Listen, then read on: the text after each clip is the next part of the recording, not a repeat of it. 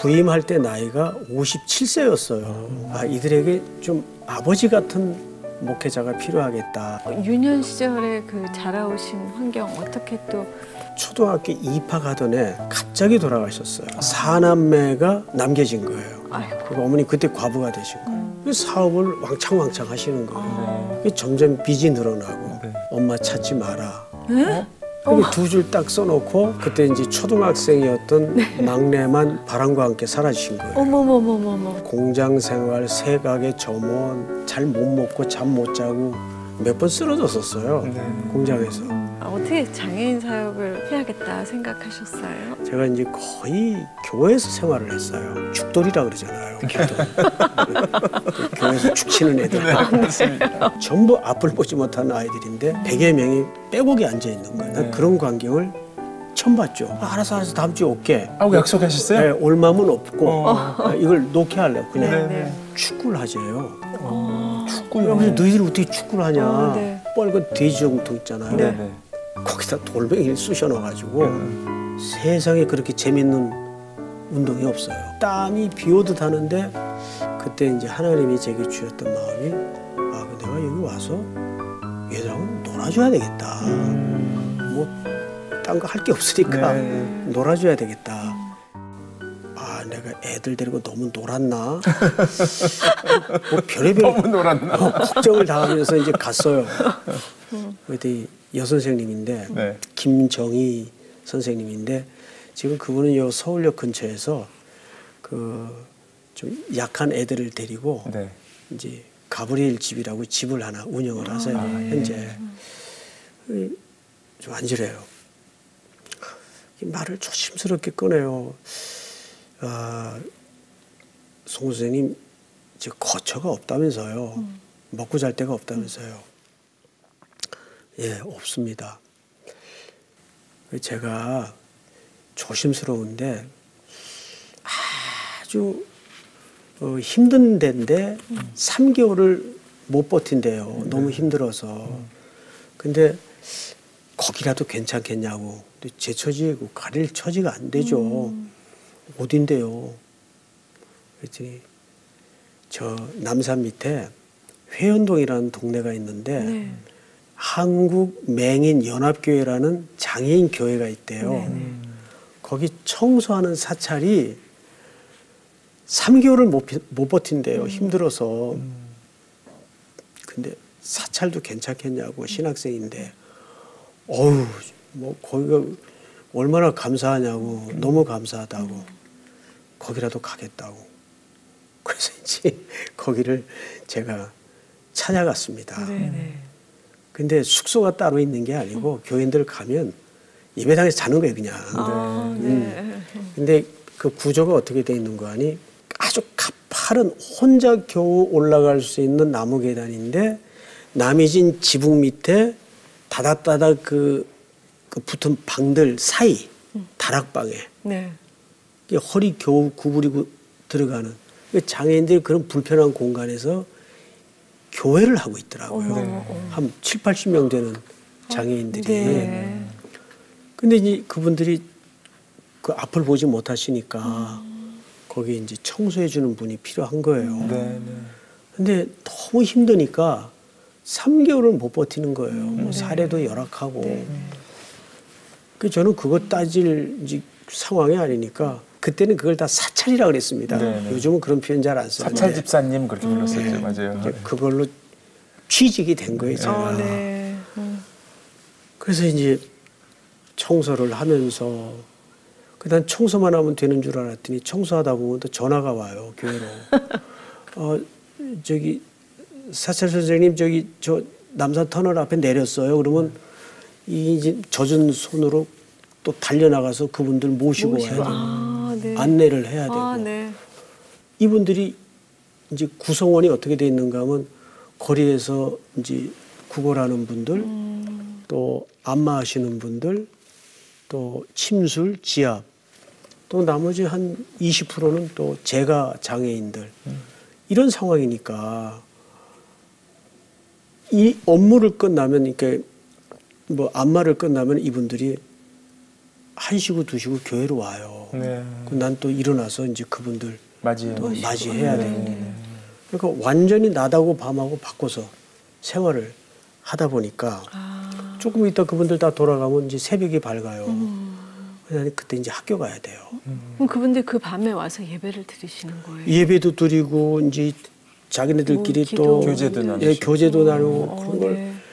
이분들이 이제 앞을 보지 못하시니까 교제 그권이 열악하잖아요. 네, 근데 네. 그렇게 만나면 너무 서로 좋아하고 즐거워하고 뭐 끝없이 얘기를 하다 보니까 그럼 저는 잠을 못 자죠. 그러시네요. 예. 그 학교 가면 자는 거예요, 그냥. 그럼 이제 교수님, 야, 쟤 좀 깨워라. 쟤 왜 이렇게 자냐. 그럼 이제 친구들이, 얘 저기 맹인교회 사찰인데, 저기 생활을 이렇게 해서 이 잠을 잘 수밖에 없다고. 그러면 이제 내비두라 그러고. 그러다 보니까 뭐, 대학 들어가서도 성적이 엉망이죠. 공부를 할 수가 없죠. 그러네요. 예. 겨우겨우 이제 졸업을 하게 되고. 그렇게 거기서 1년 버티다 보니까 네. 죽겠더라고요, 진짜. 잠을 못 주무셔서. 너무 힘들어서. 네. 그래서 이제 여기 이러다가 공부도 안 되고 이게 안 되겠다 싶어가지고 사직서를 썼어요. 그만두려고. 그 이제 앞을 보지 못하는 담임 목사님에게 가서 얘기를 하려고 이제 꺼냈는데 마침 잘 됐다고 내 송 선생님 좀 만날 일이 있다고. 그러시냐고. 이제 우리 교회가 이렇게 청년들도 좀 늘어나고 이게 앞을 보지 못하는 분들인데 다. 그래서 아무래도 그 청년 담당 교육자를 한번 모셔야 되겠다고. 그래서 잘 됐다. 나는 그래서 그분 모시려고 재정 줄이려고 이제 아웃시키려나 보다. 저기 사직서를 그냥 앞에다 일단 놨어요. 네. 근데 이분이 하시는 얘기가 그래서 지난주에 당회를 했는데 송 선생님 1년 지켜보니까 성실하시고 또 신학교도 다니고 하니까 대학생이지만 우리가 전임으로 모시기로 했다고. 그래서 얼른 집어넣죠. 목사님 못 보시니까. 네, 네. 저를요? 제가 지금 대학생인데요. 그래서 신방 같은 거는 방학 때만 하기로 하고 우리 청년들을 좀 맡아서 전임으로 좀 수고해 주시면 어떻겠냐고. 네. 그래서 제가 알겠습니다. 이게 사찰에서 이제 교육자로 우와, 이제 승진을 하는 거. 이제 회사로 다니잖아요. 네, 초고속 승진. 난 그러면 되는 줄 알았는데 청소는 그대로 하고 청소는 그러니까 일이 더 많아진 거예요. 네. 그래서 거기서 4년 가까이를 있다가 네. 결국은 더 이상 건강이 완전히 바닥이 나가지고 교회는 더 이상 할 수가 없어서 이제 사임을 하고 제가 평생 처음으로 딱 몸이 아파가지고 6개월을 그때 쉰 겁니다. 네. 네.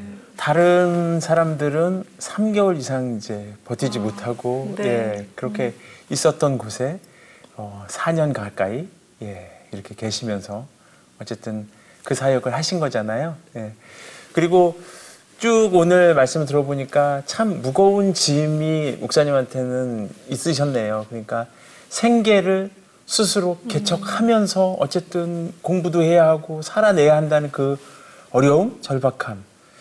그러다가 이제 어느 순간인가는 형편이 좀 나아지는 그런 시점을 또 우리가 맞이하잖아요. 어느 시점에서 그런 시간이 왔을까요?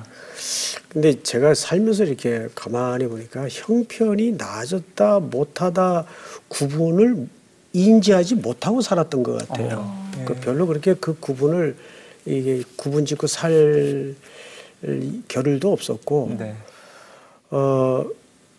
제가 그러다가 결혼을 하게 되면 그때는 이제 사택이 있어야 되는데 네. 그 강남교회라고 이제 교육 목사를 구한다고 네.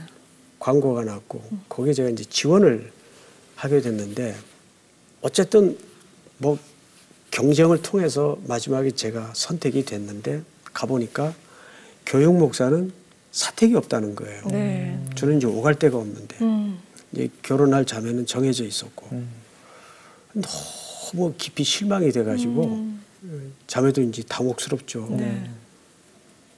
근데 2주 있다가 다시 연락이 왔어요. 그 사이에 네. 장로님들이 무슨 논의가 있었는가 하면 아무리 교회 원칙이 교육 목사는 사택이 없다 하더라도 우리가 모시기로 결정한 목사님인데 그분은 상황이 사택이 꼭 필요한 상황이라면 교회가 마련을 해서 해드리는 게 그게 맞지. 아, 네. 예, 그런 이제 결정을 새로 하셔서 네. 이제 급하게 터전을 마련해 주셔서 사택이 제공이 됐군요. 예, 부임을 하게 됐어요. 강남교회. 예, 네, 네. 고맙죠. 네, 뭐 그 강남교회에서 누리고 받은 혜택과 은혜는 네. 말로 다 할 수가 없죠. 그런데 그때는 목사님들이 이렇게 정년이 네. 딱히 구분이 안 돼 있을 때예요. 정년 도입한 지가 얼마 안 되거든요. 네. 근데 목사님 연세가 많으셨어요. 그 목사님께서 오늘 갑자기 또 은퇴를 발표를 하시는 겁니다. 교회가. 네. 그러니까 교회가 술렁술렁 하신 거죠. 그 다음에서는 이제 있던 교육자들은 미리 네.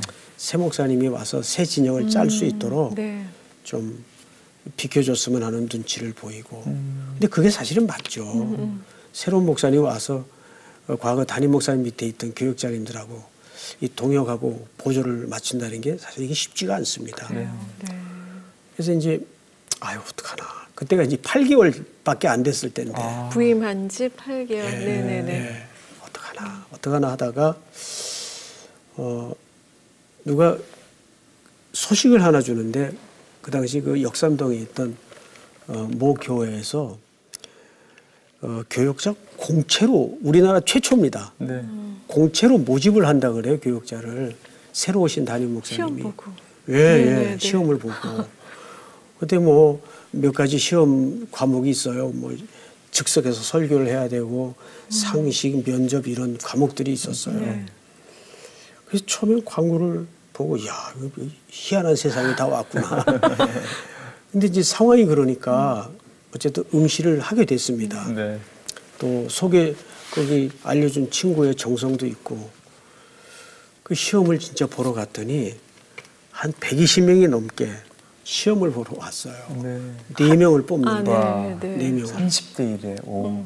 엄청나죠. 네, 네. 근데 면면을 보니까 뭐 다 교수 출신들 또 유학 출신들 아유 저는 뭐 이게 어디 명함을 내밀 만한 야 이게 내가 올 자리가 아니구나. 네. 거의 백지내다시피 하고 실제 네. 그냥 포기하고 그냥 즉석에서 하는 설교만 요한복음 2장 주시길래 즉석에서 그냥 설교를 5분짜리 하고 네. 뭐 한 20명의 장로님들 앉아 계신데 뭐 진짜 무슨 소리를 하고 나왔는지 모를 정도로 담임 목사님도 앉아 계시고 그러게 저는 이제 좀 시골로 가고 싶어서 이력서를 내도 뭐 오란 데도 없고 그때는 이제 강남교회 부임하면서 결혼을 했으니까 네네네. 12월이 다가오는데 12월 초순경에 그 비서실에서 연락이 왔어요. 네. 충현기 비서실에서 송태근 목사님이죠. 예, 최종 면접자에 들어갔다 그래 합격자가 아니고 네. 최종 면접자요?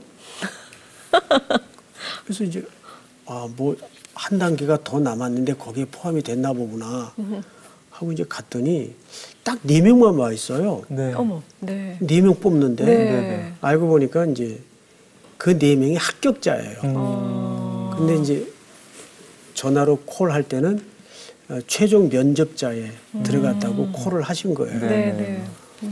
와서 이런 대기실에 앉아 있는데 그 담임 목사님이 이제 환하게 웃으시면서 나오시더라고요. 앞으로 우리랑 같이 일하게 돼서 너무 감사하다고. 이제 어안이 벙벙했죠. 그랬더니 합격자로 부른 거예요. 네. 그때야 이제 알았죠. 그러면서 뭐 꿈 같은 얘기를 하세요. 뭐 사택은 어디 준비돼 있고 또 차는 뭘로 준비돼 있고 그 당시 부교육자들에게 차적응하는 교회가 없었어요. 네. 그래서 뭐 어리둥절해가지고 무슨 말씀을 하시는지도 안 들어오고 아 이게 뭐지 하고 이렇게 앉아 있는데 브리핑이 다 끝났어요. 그리고 이제 나머지 세 분은 가시고 그래서 그 목양실 자매님한테 저 자매님 그 담임 목사님 한 번 더 뵙고 가면 안 될까요? 왜 그러시냐요? 이게 아닌 것 같은데 뭐가 이렇게 행정 착오가 있는 것 같습니다. 왜냐하면 이름만 쓴 게 2장인데 이게 됐다는 게 말이 안 되잖아요. 나중에 실망하느니 아, 이게 제가 이거 뭐 잘못된 것 같아서 확인하고 돌아가는 게 맞을 것 같아서 그 제가 송태근입니다. 그 인터폰을 해주시더라고요. 들어오라 그래요. 그 목사님이 저를 이렇게 보시더니 누구시죠? 그래요. 그래서 그러면 그렇지. 이게 뭐가 잘못됐지. 근데 목사님은 넷 중에 아직 이름을 못 외우셨으니까 그걸 물으신 거예요. 네네. 그래서 송태근 목사입니다. 그랬더니 오. 앉으시라고. 왜 안 가고 남았냐고. 그 제가 사실 백지낸 것도 있고 시험을 썩 잘 못 봤는데. 근데 그 100명이 넘는 지원자 중에 제가 됐다는 게 이게 좀 상황이 제 양심상 이게 아닌 것 같고 네. 그래서 확인차 좀 여쭤보려고 왔습니다. 그랬더니 막 웃으세요. 송태근 목사 맞네요. 그래서 맞다고. 근데 밑에 이렇게 파일을 꺼내시더니 지원서를 이렇게 내놓으시더라고요. 여기다가. 그분이 이제 뭘 하다 오신 분인가 하면 대학 총장을 하시다 오신 분이에요. 네. 대학 총장을. 그러니까 뭐 교수님들도 많이 이제 겪어보셨고 네. 또 학자시고 네. 또 목회도 하셨고 목사님 제가 이 교회 부임해서 제일 하고 싶었던 게 장애인을 위한 기관과 그 아이들을 위한 시설을 제가 한번 설립하는 게 내 목회 비전 중에 네, 한 켠의 네. 꿈입니다. 근데 자기는 목회자도 겪어봤고 교수도 겪어봤고 학자도 겪어봤지만 다 약점과 강점이 있습니다.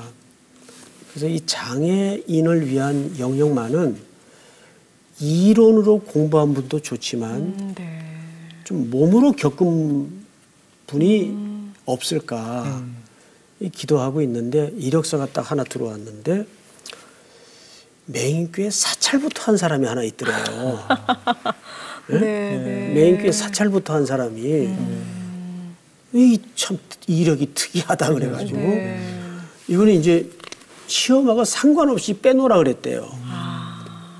그 행정사무장 장로님한테 네. 뽑으려고 빼놨던 선택하셔- 겁니다. 네. 수시로 합격되신 거네요. 수시로.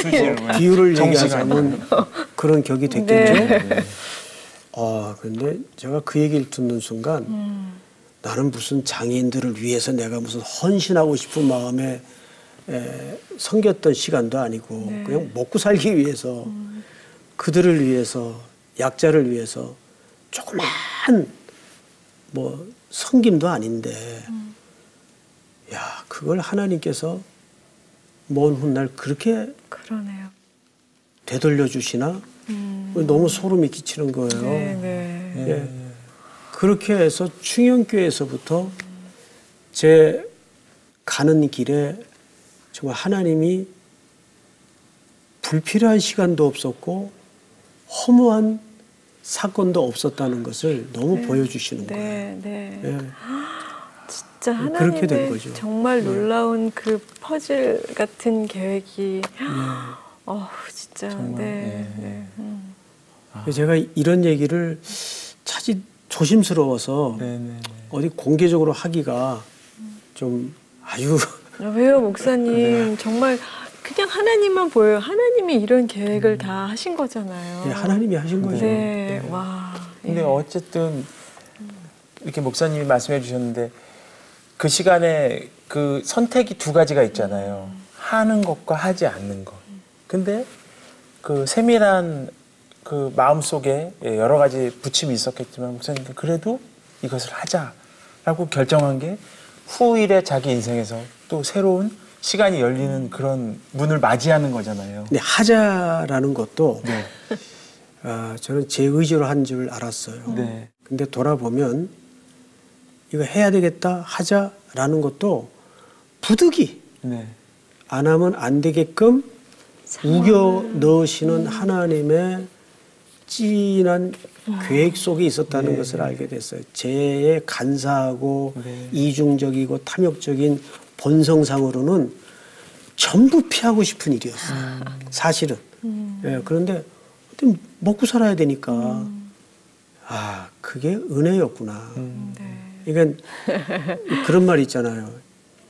이게 빼도 박도 못한 상황으로 몰아진 게 은혜일 수밖에 없는 거예요. 네. 우리 그때는 그거 잘 모르잖아요, 사실. 네. Why me?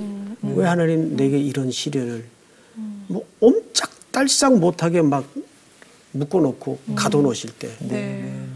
근데 그게 하나님의 그 역설이고 네. 은혜라는 사실을, 그러니까 그게 제 의지가 아니죠. 또 순종하신 그 믿음을 보셨겠죠. 그러니까 순종까지도 사실은 제가 했다고 보아지질 않아요. 네.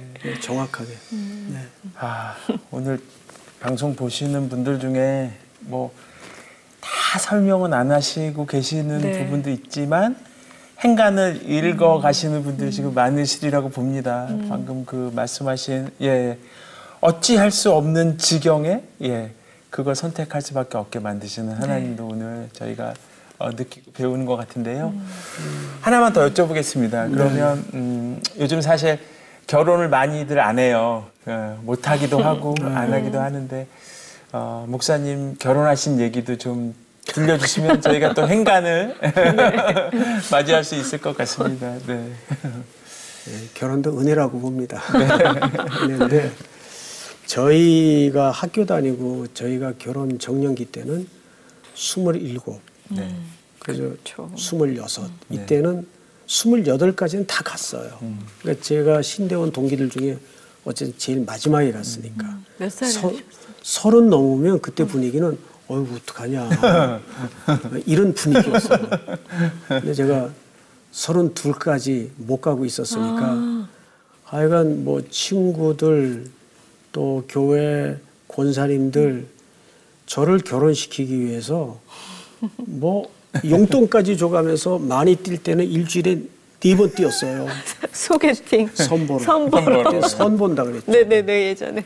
부끄러운 얘기지만 선을 100번 넘게 봤어요. 그러니까 많이 100번부터는 보셨네요. 창피해서 안 쉬었어요. 사실은. 그러니까 다 퇴짜를 맞는 거예요. 네. 목사님 눈 높으신 거 아니고요. 아니, 제가 그때 눈 높을 상황이 아니었나요? 상황이 아닌 게 이 앞에 이가 이게 제 이가 아닙니다. 이게 돈이 없어가지고 이가 다 2대가 이렇게 반턱이 나 있었어요. 왜요? 사고로 이제 이게 부러진 건데 그걸 돈이 없으니까 변색이 된 데다가 이는 부러져 있고 그냥 지내셨구나. 그냥 지냈죠. 그 나이 되도록 교육자인데도. 그 선보러 나가서 웃거나 뭐 이 얘기를 하거나 음식을 먹으면 이가 부러진 데다가 진짜 어떡해. 인기가 없는 거죠, 이 때문에. 연구가 따로 없죠. 웃을 수밖에 없어요, 목사님. 제설 막 상상이 돼요. 게다가 아유, 어떡해. 여자 앞에서는 뭐 경기를 일으키는 스타일이라 말도 잘 못하고 또 그때 제가 이렇게 빼싹 말랐었어요. 여기밖에 안 튀어나왔었어요. 옛날 사진 보면. 네. 그러니 남루한 옷차림에 또 저는 교육자리에서 조금이라도 가정 사정을 숨기면 안 된다는 그 이상한 결백증 때문에 빚있는 거, 뭐 호르몬이 밑에 자란 거, 줄줄이 동생들이 있는 거 상대방한테 다 얘기하니까 맨정신 가진 여자가 누가 좋다 그러겠어요. 그러게요. 아이고. 예. 그러니까 그 다음에는 뭐 부담이 된다, 뭐 이런 핑계로 다 커트를 당하거나 뭐 소위 딱지 맞는다 그러잖아요. 그러고 지낸 거예요, 그냥. 네. 네. 근데 그러다가요. 사모님은 그러다가요. 네. 근데 이 얘기를 하고 사람들이 안 믿더라고요. 저희는 믿겠습니다. 그때 제가 이제 그 서대문의 어느 교회에 이제 대학부 학생들을 지도하고 있을 때인데 그때도 이제 청년들하고 같이 있었죠. 야, 이 송강도사님이 요즘 선보러 다니는데 이 소문이 교회 쫙 돌잖아요. 뭐 권사님들도 입이 얼마나 빨라요. 네, 맞아요. 이게 학생들이 다 아는 거예요. 또 퇴짜야. 이렇게 된 거죠. 어디 창피해서 어디 설 수가 없는 거예요. 네. 그 소문은 다 났고 교회에. 그런데 한날은 한 자매가 저를 급하게 찾는다고 그러더라고요. 아, 자매가 찾는다고요? 예, 예. 근데 이제 대학부실하고 사택이 같이 붙어 있었어요, 그때. 사택이 이렇게 아담한 한옥인데, 근데 그게 뭐 집무실 겸 사택이었죠, 그냥. 그래서 이제 자매가 찾는다고 오라 그래가지고, 대학교 3학년짜리 자매인데, 왜 그러냐고, 무슨 급한 일 있냐고 했더니 상담을 하러 왔대요. 네네. 하라고. 그 강사님, 제가 이제 내년이면 4학년 되고 올해 지금 3학년인데 제가 앞으로 뭘 했으면 좋겠냐요.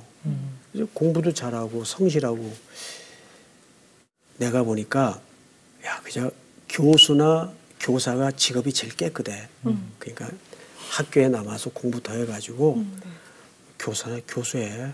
참 공부도 잘하고 그러니까. 가만히 있다가 강사님 그거 말고 자기가 강도사님을 좀 도와드리면 안 되겠냐요.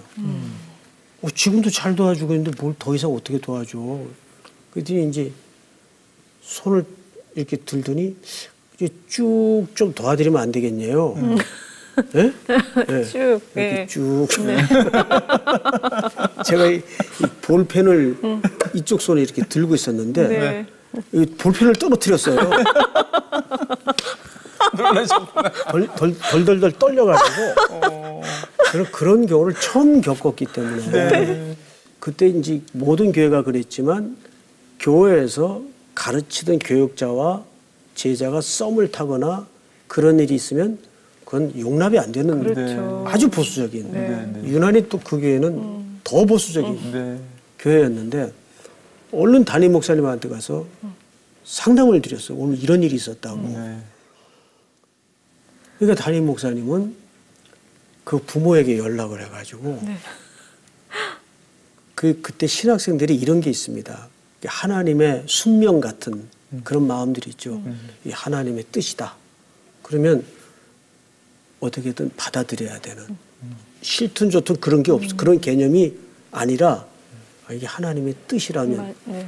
그래서 담임 목사님이 그 집에 연락을 하고 뭐 발칵 뒤집혔죠. 난리가 났죠. 네. 아버님은 믿지도 않을 때고 네. 또 딸 넷 중에 막내딸인데다가 아직 어린데 위에 언니들도 있고 또 아주 그 유복한 집안의 가정에 이게 모든 게 이게 안 맞는 거죠. 네. 그래서 어떻게 뭐 약혼도 하게 되고 약혼식 전날인가 결혼식 전날인가 그 아버님이 딸을 앉혀놓고 야 무개야 모든 책임은 아빠가 질게. 이거 없던 걸로 하자. 근데 그때 이제 자매가 아빠 내 인생은 아빠가 책임지는 것도 아니고 송강사님 책임지는 것도 아니고 하나님이 책임지세요. 근데 아버님이 굉장히 지혜로운 분이에요. 예수를 안 믿었지만 당시에는 네. 얘는 이거 말려서 안 되는 상황이구나. 그때부터 적극적으로 밀어주신 거예요. 그때부터. 네. 그래서 사실 그 예물도 네. 제가 준비가 안 되는 걸 뻔히 아시고 아버님이 몰래 저를 부르셔서 자네 예물할 돈 있나? 없습니다. 그때 제가 동원할 수 있는 돈이래야 16만 원. 16만 원. 그랬더니 아버님이 미리 준비하신 조그만 거 박힌 그걸 하나 주시더라고요. 네. 이건 자네하고 나만의 비밀로 하자. 그 딸의 자존심을 위해서. 훗날 그걸 이제 얘기를 했죠. 네. 예. 그러니까 그렇게 결혼이 돼서 이제 아내랑은 그러니까 스승과 제자 관계로 만나서 나이 차가 좀 있어요. 네. 근데 살아보니까 나이 차는 중요하지 않더라고요. 정말 네. 아, 참. 예. 그러니까 결혼마저도 은혜를 입고 사는 거죠. 그러네요. 네. 네. 그러면 또 질문 드리겠습니다. 네네. 목사님은 어떤 아빠신지, 예. 아빠로서의 예. 목사님 한번 여쭤보고 싶습니다. 네. 글쎄요. 아빠라는 존재를 한 가정에서 정의하기가 쉽진 않지만 네. 아이들하고는 평균적으로 볼 때 참 좋아요. 네. 지금도 아빠가 집에 들어가면 아이들이 다 컸는데도 네. 아빠를 또 허그해주고 스킨십도 잘하고. 근데 문제는 저죠. 제가 아이들하고 시간을 같이 많이 못 보내죠. 많이 못 보내니까 네. 그게 제일 아쉽고 그래서 한 번씩 시간을 가질 때마다 좀 임팩트 있게 뭐 여행을 또 간다든지 좋은 데 가서 이제 식사를 하면서 대화를 한다든지 그런 거는 하는데 그래도 이제 저를 불쌍히 여기시고 부모가 실력이 안 되면 좋은 자녀들을 맡겨주시고 부모가 실력이 되면 좀 험한 애들이 맡기시는 것 같기도 하고 제가 실력이 안 되니까 자녀들은 하나님께서 좋은 자녀들을 맡겨주신 것 같아요. 아이고, 네, 참 은혜네요. 아유, 송태근 목사님 하면은 이제 성경 본문을 이렇게 쫙 꿰뚫는 강해 설교를 많이 기억하실 텐데 이렇게 설교를 하시는 원동력, 힘이 어디에 있을까요? 그 꿰뚫는다는 표현은 너무 좀 부담스러운 표현이고. 네, 저희가 듣기에는. 네. 예. 저는 좋은 선생님들 밑에서 영향받은 게 가장 절대적인 동의라고 보는데 네. 아까 말씀드렸던 박예천 목사님은 평생 성경밖에는 몰라요. 설교도 성경만 얘기를 해요. 그러니까 그분은 지금도 하루에 평생 성경을 8시간씩 헬라어 히브리어로 읽고 공부하시면서도 네. 커다란 원이 있다면 손가락으로 조금 끌적끌적한 수준밖에 자기는 성경을 모른다. 감히 우리 은사님이 그렇게 표현을 하시는데 하나님께 매달린 것밖에는 뭐 매일 봤던 본문인데 다시 보면 또 모르겠고 또 모르겠고 그러니까 순간순간마다 하나님께 가르쳐 주세요라고 매달리는 길 외에는 동인이 없는 것 같아요. 예. 네. 네. 담임 목회 사역을 하시니까 네네. 예, 지금 사실 뭐 그 담임 목회 사역 하시는 걸로 24시간이 꽉 차져 있는데 또 이제 만약에 수년 후에 은퇴하시고 혹은 또 다른 사역을 하고 싶으신 게 있다면 어떤 것을 꼽으실 수 있을까요? 은퇴 후의 삶은 일절 계획하지 않습니다. 네, 그냥 네. 잘 놀라 그래요. 네.